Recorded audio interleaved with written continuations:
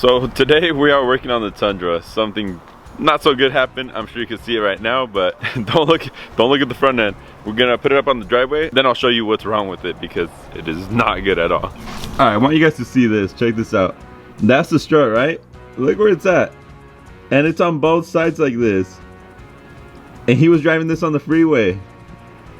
So we're gonna go ahead and replace those because that's not safe at all. All right, so there's the strut, and as you can tell, it's not where it should be. So we're gonna have to take off, I took off the bolts up here for the spacer. Next, we're gonna take off the ball joint. That way we get more leverage, and the sway bar link as well. And then we can take it all out. All right, so here we have the broken strut right there.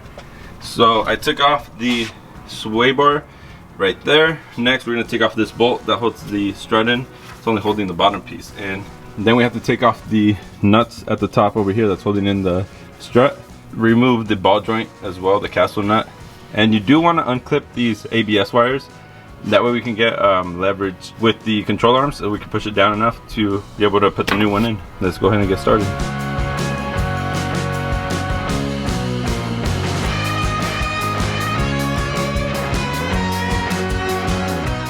Alright, so that's pretty much how you get it out. We have the old one here, all broken. But we're gonna take off the spacer, put on the new strut, and then put it back in. It's still good. Oh yeah. So we got the new one on with the spacer, so we're gonna go ahead and put it on the truck now. Put it right here. Okay, so we have the strut in.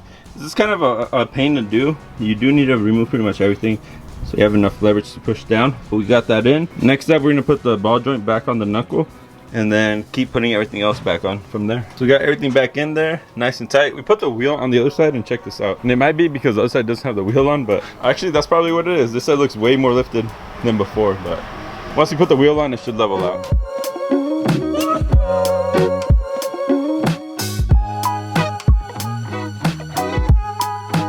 So as you can see, the front's not lifted again. I honestly think it's lifted more than it was before. Maybe because the shocks it had were original. It looks like an inch taller, something like that, but there it is. What do you guys think? Anyways, huge thanks to Chris for helping me out doing this truck, and needed the help.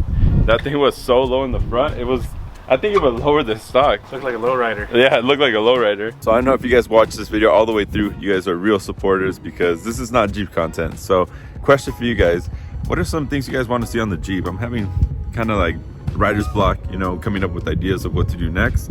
Money's a little tight right now, so I don't want to be spending too much, but what do you guys think we should do with the Jeep next? Some small, simple mods. Also, the reason I'm uploading the Tundra videos is because, in my opinion, it is off-road related, and I don't record how-tos on the Jeep. I record what I'm doing to the Jeep, if that makes sense.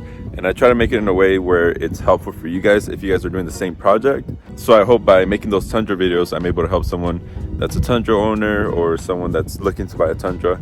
Something like that. That's what I usually go for, just like to show you guys what I'm doing on my weekends, on my time off, and what I'm working on. So I hope you guys appreciate that, and I hope you guys continue supporting me because that's what keeps motivating to do these videos. So thank you guys. Anyways, that'll be it for today's video. If you guys enjoyed it or if it helped you out, please leave a comment down below, and I'll see you guys in the next one.